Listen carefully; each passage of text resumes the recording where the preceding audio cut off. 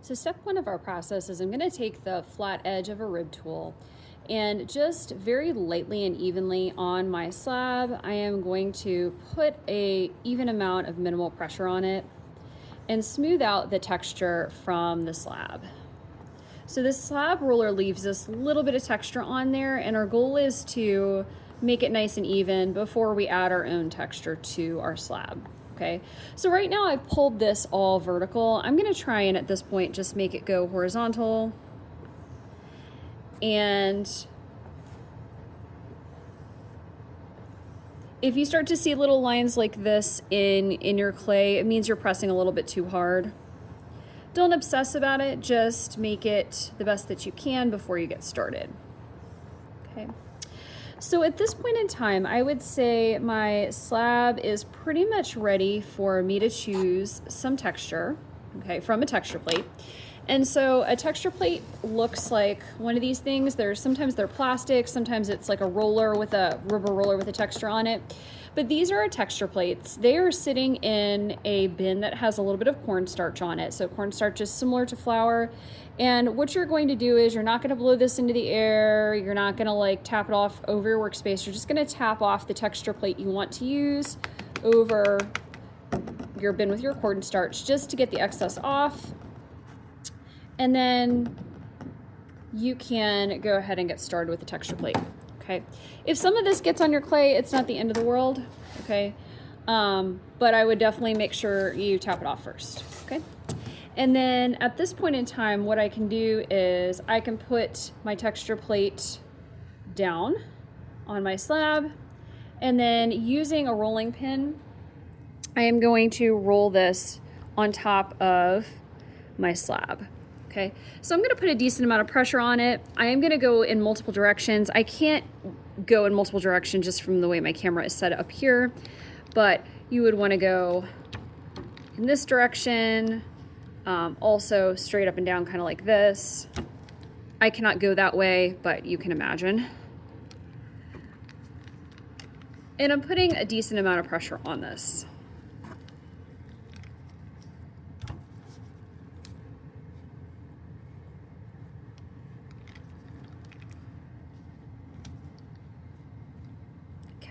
Now I'm going to peel this up, and I have the texture with a little bit of the cornstarch. Cornstarch will dissolve, do not worry about it.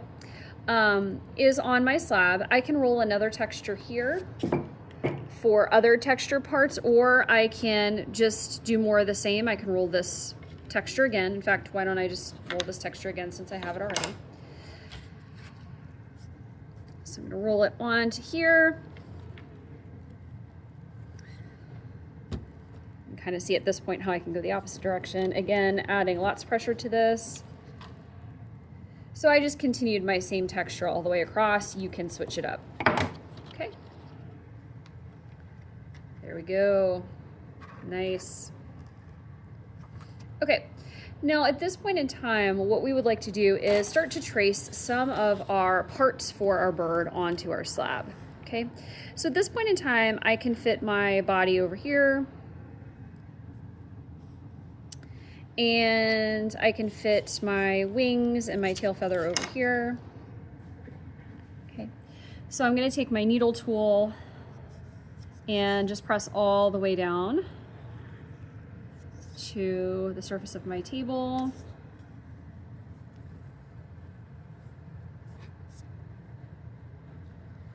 This will be the body of my bird.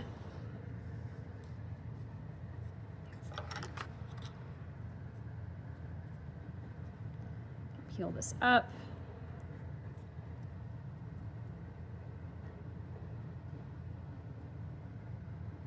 Very gently. Okay.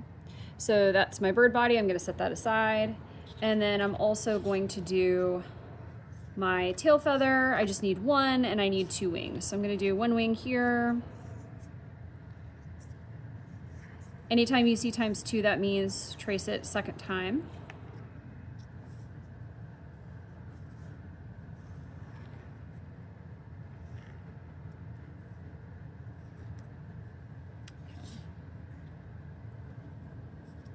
All right, and I can fit my tail feather on here. You want to put these pieces as close together as you can on your slab so that you can fit everything in here. Let's say you have a little bit of usable scrap left over, like I have this area here. Ask somebody else sitting next to you if they need a little bit of extra, okay? And at this point, I can pop these things out. The extra scraps that I'm not using will get balled up on your table. They'll be consolidated and we'll roll it out into fresh slab. Okay, and then you can peel your pieces off. I have my 2 wings and my tail feather. Okay. Again, ask your neighbor if they need a little bit of this extra. And at this point, we have our parts ready, okay, to start assembling our bird.